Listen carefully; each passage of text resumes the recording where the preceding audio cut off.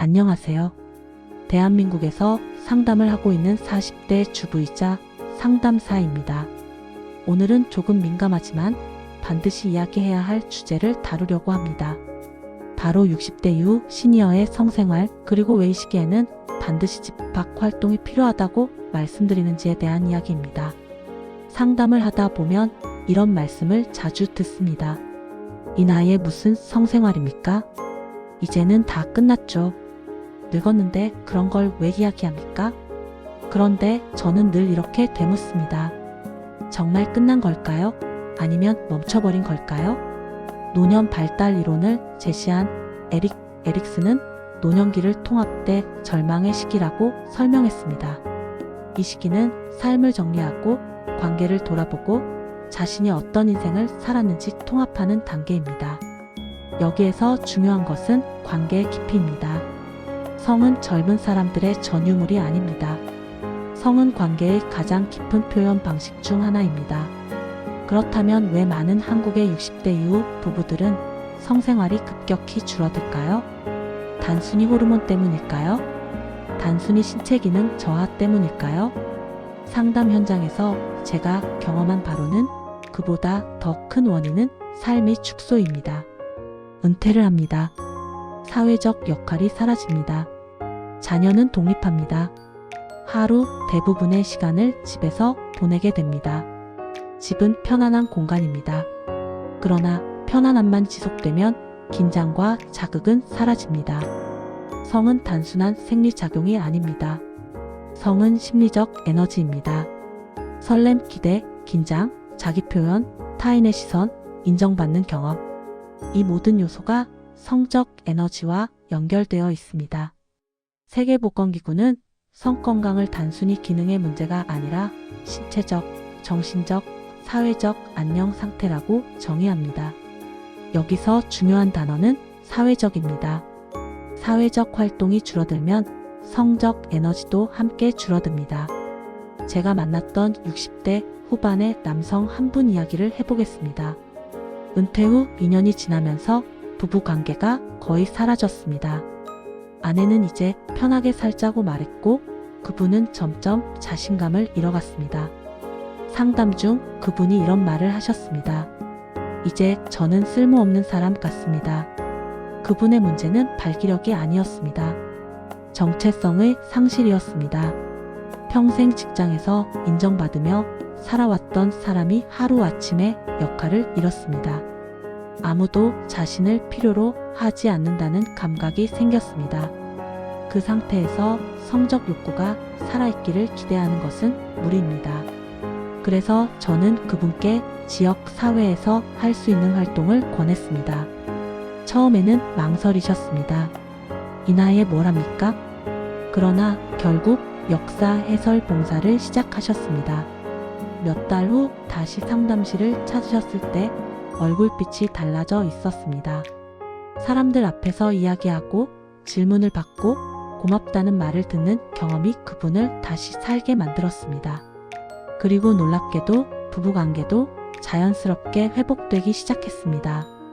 성 기능이 먼저 회복된 것이 아니라 삶의 참여감이 먼저 회복된 것입니다. 또 다른 사례를 말씀드리겠습니다. 60대 초반의 여성분이었습니다. 남편이 은퇴 후 집에만 있게 되면서 갈등이 시작됐습니다. 남편은 하루 종일 TV를 보고 휴대폰을 보고 낮잠을 잤습니다. 그분은 남편이 점점 남자가 아니라 큰 아이처럼 느껴진다고 말했습니다. 그리고 이런 말을 했습니다. 이 사람과는 이제 여자로 느껴지지 않아요. 이 말은 굉장히 중요합니다. 여성으로서의 감각이 사라졌다는 의미입니다. 그래서 저는 그분께 개인 활동을 권했습니다. 부부 활동이 아니라 개인 활동입니다. 그분은 합창단에 들어갔습니다. 그곳에서 누군가의 아내가 아니라 한 사람의 목소리로 존재하기 시작했습니다. 옷을 고르고 연습을 하고 공연을 준비하면서 표정이 달라졌습니다. 몇 달 후 이런 말을 하셨습니다. 제가 다시 여자로 느껴집니다. 그 변화 이후 부부의 스킨십도 자연스럽게 늘어났습니다. 남편이 바뀐 것이 아닙니다. 자신의 생동감이 살아난 것입니다. 여기서 우리가 놓치지 말아야 할 점이 있습니다. 성은 상대가 만들어주는 것이 아니라 나의 에너지가 만들어내는 것입니다.